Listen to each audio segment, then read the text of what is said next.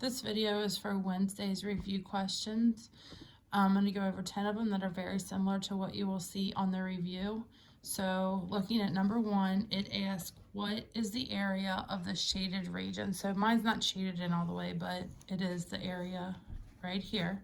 So if you think about this, how could we figure this out? If we take the area of this large rectangle and then subtract the area of the smaller square out, then that will give us the area of the shaded. So I'm going to find the area of the large. So it's a rectangle, so it's length times width. So 9 times 3 is 27 feet squared. So the entire thing here is 27 feet squared.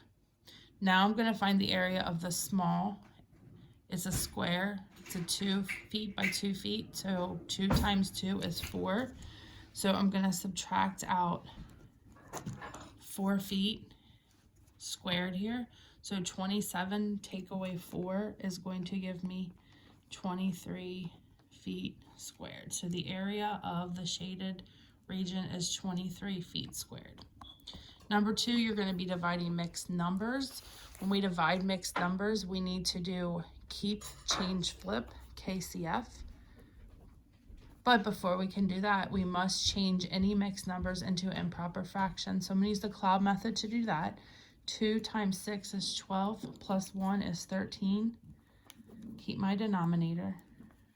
2 times 2 is 4, plus 1 is 5. Okay, so I have 13 halves divided by 5 halves. I'm going to keep, change, flip. That means I'm going to keep my first fraction, change division to multiplication, and I'm going to flip my second fraction. 2. Okay, so it should look like that. Now I'm going to multiply straight across. I have 13 times 2, which is 26, and 2 times 5, which is 10. 26 tenths is an improper fraction, so I need to convert it to a mixed number. 10 goes into 26 2 times.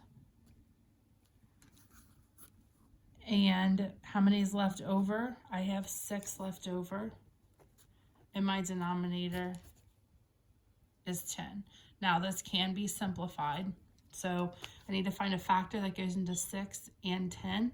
2 goes into there. So I'm going to divide both of these by 2. And I'm going to get 2 and 3/5. Okay. So again, dividing mixed numbers, you must change them to improper fractions and then do keep, change, flip. The next problem deals with temperatures. It gives you 5 different temperatures. These are ones that I made up here. We have 0, -2, 5, -1, -3, and they want you to order them from least to greatest. So think about a number line.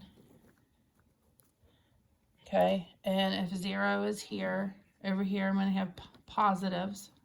Okay, and on the left I'm going to have, -1, -2, -3. The farther left, so the farther left this way that I move, the numbers get smaller.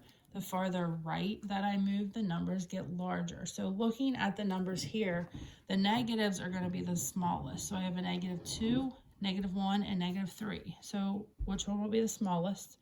It would be -3. So -3, I'm going to cross it out. Next would be -2, -1, and then 0, and then 5. So again, least to greatest, draw a number line if you need to for that. Number 4, they want to know the area of a triangle. They give you a triangle that looks very similar to this. Remember, the area for triangle is area equals base times height divided by 2, or area equals 1/2 of the base times the height.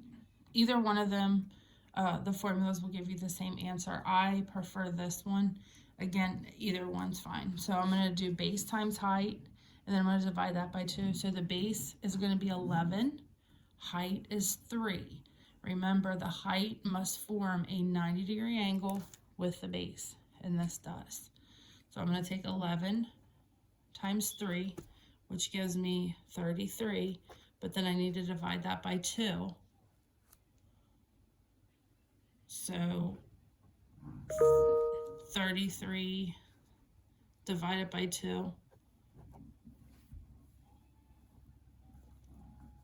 should be 16 and a half. Okay, so 16 and a half, and then my units are feet squared. Okay. Number 5, it gives you a coordinate grid, and it asks you to find the length from point A to B. So I'm gonna zoom in here a little bit. Simply find point A, and you're going to point B. So we're going to count how many jumps is it from A to B. So here's 1, 2, 3, 4, and 5. So we'll